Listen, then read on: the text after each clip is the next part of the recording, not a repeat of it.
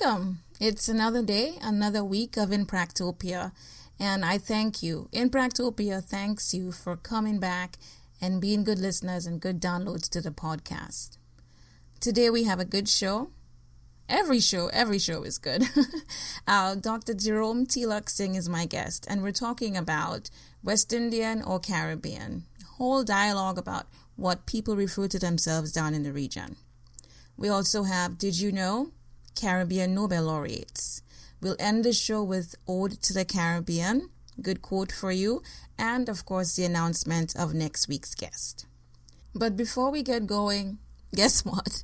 We have some announcements. Biggest announcement is that Impractopia, the website, has got a facelift. It's lighter, brighter, so much easier to move around and see what's happening. More interactive. We've activated the comment block. We'd really like for you to leave comments, and I will read them on the show and also post to the website your comments. The Impractopian blog is up and running. Every week I will post an article, a write-up, my feelings, my views on what we present to you as our feature on the podcast. Also, please send us emails, info@impractopia.com. I'd love to hear from you. If you have any suggestions, people you know who are doing wonderful things in the region, or even you, we'd love to have you. Also, we have the subscribe to Impractopia widget up on the website. All you have to do is enter your email, so you'll be first to know when the podcast is up, when a new blog is posted, and when we have freebies to say thank you to you for being a loyal listener and somebody who recommends Impractopia. So I know you can do it. We're doing a lot to improve on the quality of the podcast and also the quality of the offerings that we have on the website. So I'm very encouraged by you just listening and participating, and we will do our best to bring you the best quality product that you hear and also see. Okay? So I know you can do that. Go ahead and do it. Also, don't forget you can download the show on iTunes, on Stitcher, and also on SoundCloud. And, of course, you can write a review. Reviews are good. And once you start doing that, we will read them on the show. Okay? So I know you can do that. And let's get the show on the road.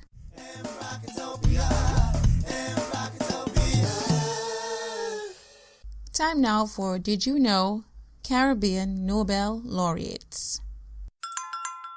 St. John Pierce was a poet and diplomat, born in 1887 in Saint-Léger-des-Friers, Guadeloupe. He was part of the French Foreign Ministry and also a consultant on French literature in the American Library of Congress. His works include the long poem Anabas, 1924, Exile, 1942, Pluie, 1944, Amer, 1957, and Chronique, 1960. He received the Nobel Prize for Literature in 1960.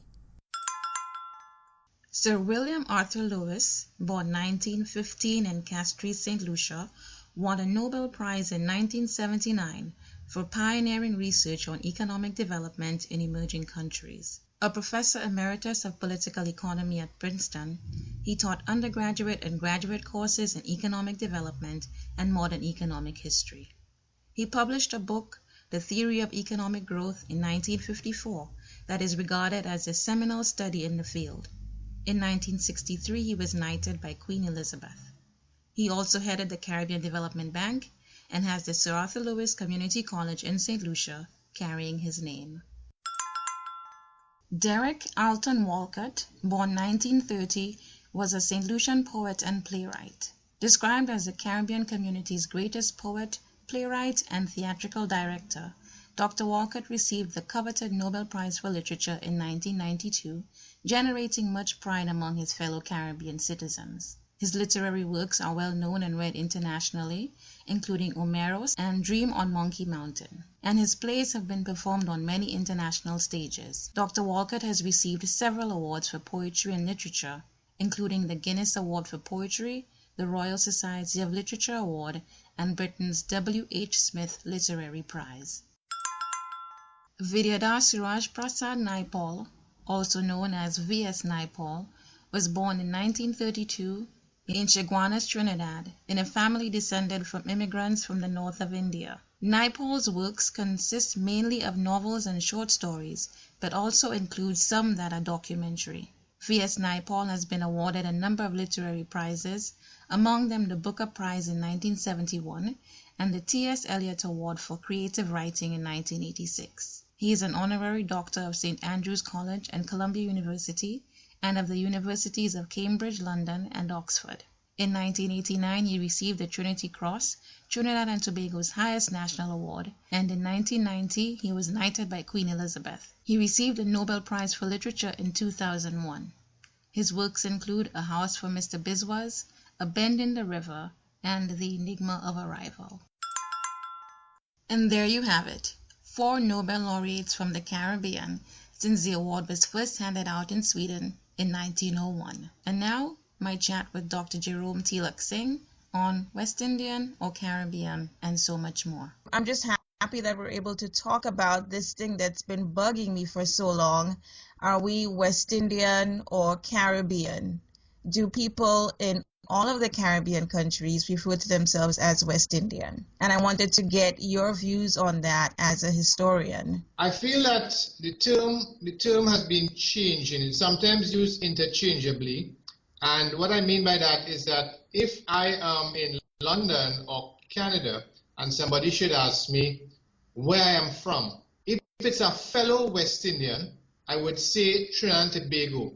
But if it's somebody who is of non-Caribbean descent, I would say I'm from the West Indies or I'm from the Caribbean. Now, what I've realized, the older folks, persons 40 years and more, 50 years and more, tend to use the term West Indian more. The younger people use Caribbean. You would talk about Caribbean cuisine, Caribbean restaurants, Caribbean associations, right? Caribbean dances. So those two terms, West Indian and Caribbean, I feel that the term Caribbean is used more frequently by maybe the younger age group, you could say. Yeah, you're right about that. When I was growing up, it was West Indies, West Indian, and it's used not so much more. We still have the West Indies cricket team. I hope they never change it to the Caribbean cricket team, because I think it makes us sound more exotic, right?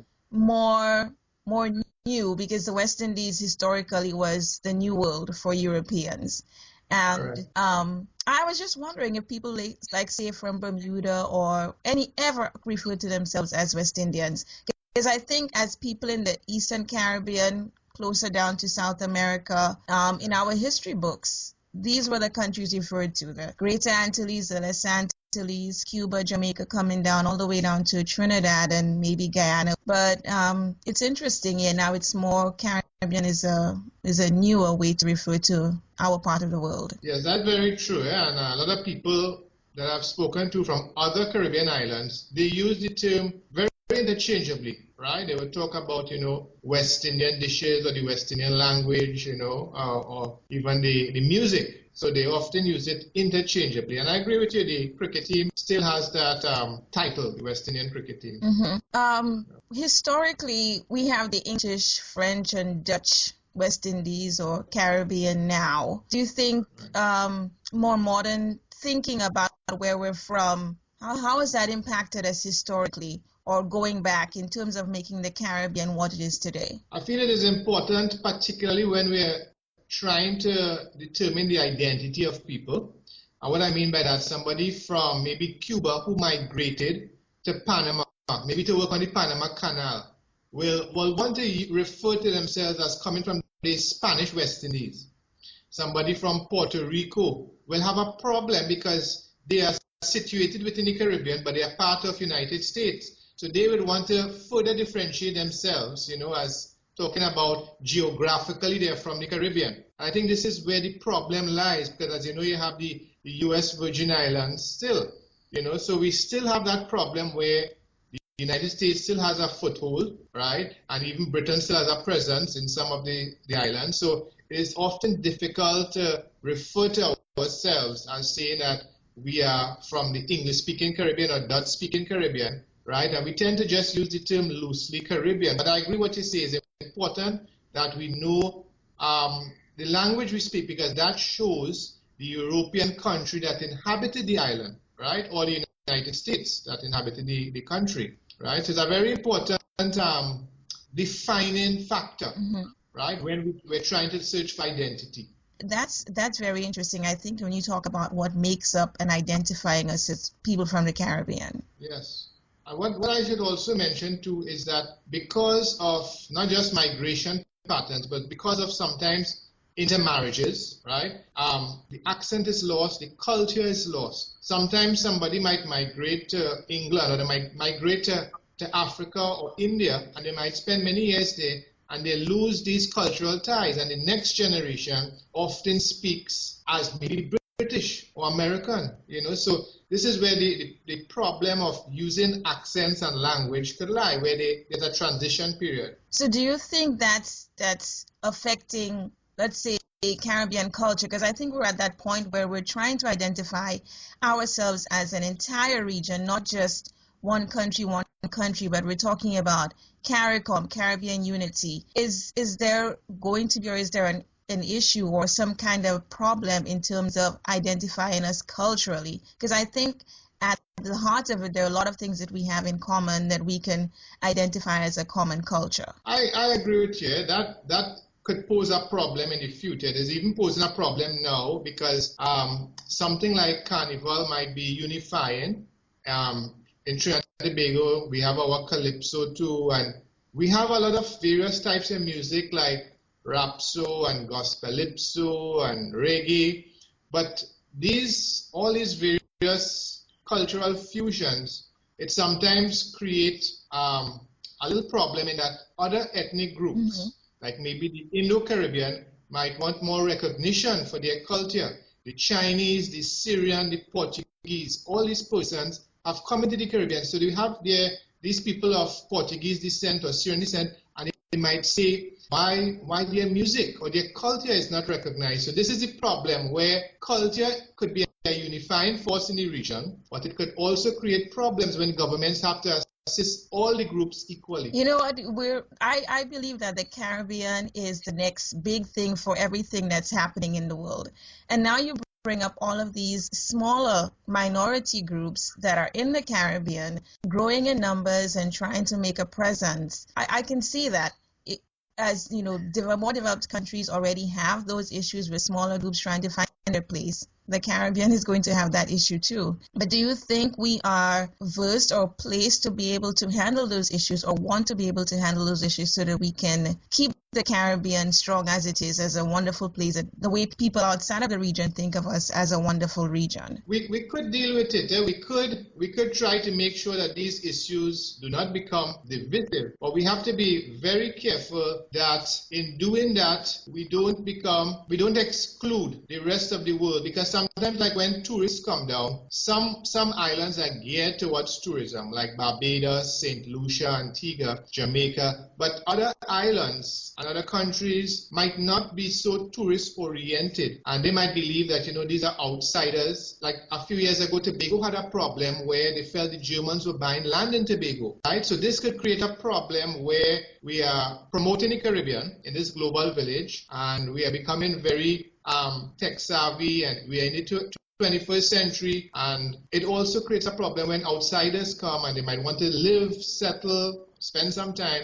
So I'm seeing a tension occurring within the region. You talked about technology. It's a case of where people are advancing quicker than the governmental systems are. So you have that issue where governments are trying to open up countries, invite people in. Locals are trying to embrace themselves, their talents, their abilities. The world that we live in and also their countries, and you have that clash with governments trying to boost their countries and people advancing themselves and all of those things coming together, and that might be a bit of an issue. And added to this complex issue is the fact that some Caribbean islands have become transshipment points for drug trafficking. So it has made us, we have become stereotyped as a lot of the Caribbean countries, and sometimes the embassies would issue warnings, so it affects tourism, but it also makes the West Indians abroad look like they're always involved in something illegal, and I think we in the Caribbean need to deal with that crisis. You're right, and not also the drug trafficking, but money laundering. When offshore banking became a big thing for Caribbean countries as a means for employment for local people, economic exchange, and these two, I think, are the biggest issues that's affecting the Caribbean. Because I live in the States, and for one, people think once you're from the Caribbean, you get that good quality drug from the Caribbean. And then the other thing too is that when you listen to the news a lot, and even on programming, the Caribbean is that place where people say, oh, people can just hide their money so they don't have to pay their taxes. Right. So in as much as we the Caribbean is known for its beauty and all its natural goodness and its good hospitality, we have that side of it that's, I don't know if it's balanced, but it's giving us a bad rap too. Yeah, and I think what could happen is that the Caribbean diaspora, the immigrants abroad, some of them need to return to assist, serving in certain positions, assisting financially, to help rebuild the economy, but also to prevent issues like corruption becoming out of hand. Because corruption seems to be endemic throughout the world. It's global, and we in the Caribbean need to ensure that the money is used to help our people. So I think some of the Caribbean talent abroad, because during the last 25, 30 years, we have had a serious brain drain. And this is expected because many young people cannot get jobs. Some of my students are graduating with degrees, and they are forced to go abroad, right, to work and live. So that I think we need to try to tap into the Caribbean diaspora, people like yourselves, and see how we could strengthen, how we could improve the Caribbean economies and their culture. It's so much easier for people to fit into a system that's already established, already developed. People can come to the States, they go to England, Canada, all of these more developed countries where they have established systems. And then, of course, there is the economic advantage in terms of the currency. So, they come here, they go to Canada, they go to the UK, and, they just find a spot to fit in. But giving back to the Caribbean, we need to be able to see that we are the ones who have to take the Caribbean to the next step, that we can get people in the region, out of the region of Caribbean descent, or people who are interested in the development of the region, so that when we talk, we can find ways to contribute and advance the economies of the region. Yeah, I agree with you, because I have been telling people I have met, Caribbean diaspora, that the region has issues like poverty, unemployment, we have racism, religious discrimination, crime, and we need to try to create a think tank. We need to try to create some sort of global forum where we could tap, because the Caribbean diaspora is spread far and wide, China, Australia, Argentina, and we need to find out how we could share ideas, how we could find out, like maybe you're in the United States, how does the United States deal with unemployment or crime, and maybe share these ideas with countries in the Caribbean. Exactly. And on its own, governments may be a lot slower in doing that. And individuals on their own can, with just talking and asking questions, and and having people in the region who are willing to listen. Sometimes governments are really hard to break through. But once we get those ideas out, individuals outside of the region, within the region, start thinking, and then we can do what needs to be done to achieve where we want our countries to get to. I agree with you, because there are many NGOs and community-based organizations in Trinidad and Tobago and the rest of the Caribbean that need financial assistance, and sometimes they fall through the cracks, and the government sometimes don't give them sufficient funding. And I know a lot of the West Indians, particularly like maybe in Europe, where the pound or the euro is so strong, it wouldn't take much for them to send down a barrel with clothes or send them medicines or food or so, because a lot of times we only focus on countries that suffer maybe from a natural disaster like Haiti, and then we forget about that Caribbean country. After a few months, the world forgot about Haiti.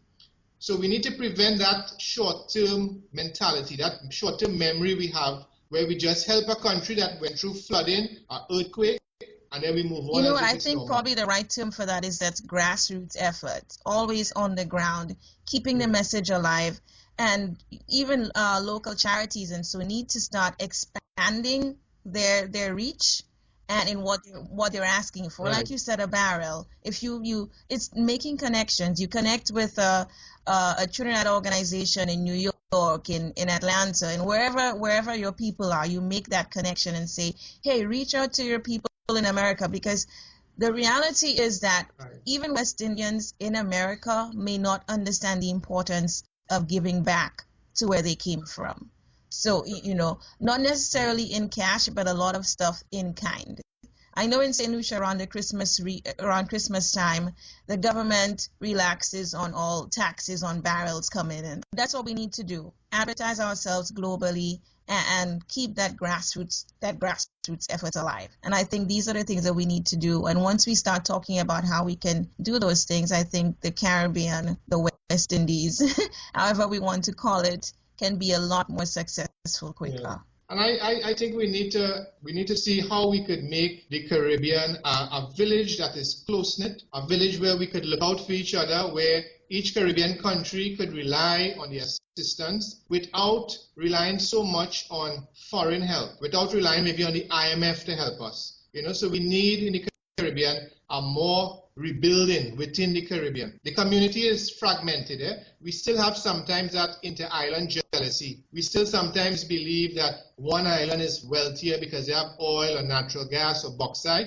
And I always tell people, I say, I'm very proud when somebody from the Caribbean wins an Olympic medal or achieves something like something outstanding, like they win a Nobel Prize or so. So we need to understand how sometimes we need to get in touch with what it really means to be Caribbean. You're right about that. We've been promoting this One Caribbean as far back as the 1950s. And I think people individually and in smaller groups are beginning to embrace that. We're using the word Caribbean to identify the region, even though maybe sometimes the objective might still be subjective. But you're right. Once we begin to move away from this one island, this and that, and embrace an entire region, and we can embrace people from, say, we're one country, but we're from different states, the United States of the Caribbean. Yeah. We start to think that way, then I think what you're talking about, this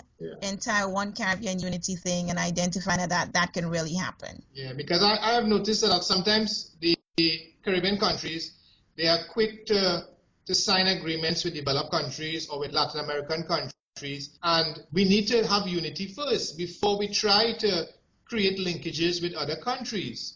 And I think this is where the irony is, where we would want to sign a security agreement with the United States, but our Latin American neighbors like Venezuela and thing, we still ignore them. And geographically, it's more advantageous if we just work with what's closest to us, and they have more in common on a lot of levels than further countries. But I think it's this whole thing about if you're more developed, you have more, so then we need to go to those who have more as opposed to those who have just as much as we do. But if we put what we have, the little that we have, we can gain a lot more from it. Yes, correct. I feel also now is a good time to push this unity concept, because there's no longer the divisiveness of ideology. As you know, communists was big in Cuba, the communism, and Grenada had it a bit, and Jamaica, right? Socialism, communism, even Guyana. And now that ideology is considered a remnant of the 20th century,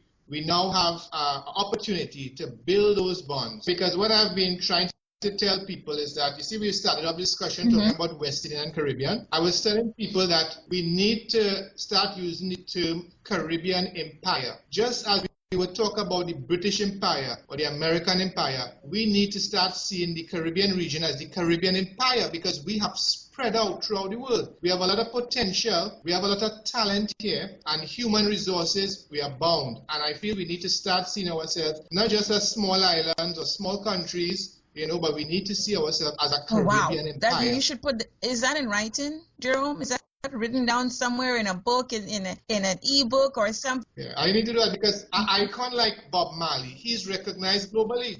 His music sung by all various races and religions. They know the lyrics, and I feel we need to be proud of these icons from each country. Like Derek Walcott, right? He's well known, and in the economic sphere, we have somebody like Arthur Lewis, right? So these persons have made their mark on the global stage. And we need to know now that they have opened doors, they have paved the way for us, and we need to continue these high performances and this quality and achievement. And people who have left the region who are making their mark in science, in technology, in medicine, in politics in other countries, they need to throw some of that back to the region so that more people from the Caribbean can do that.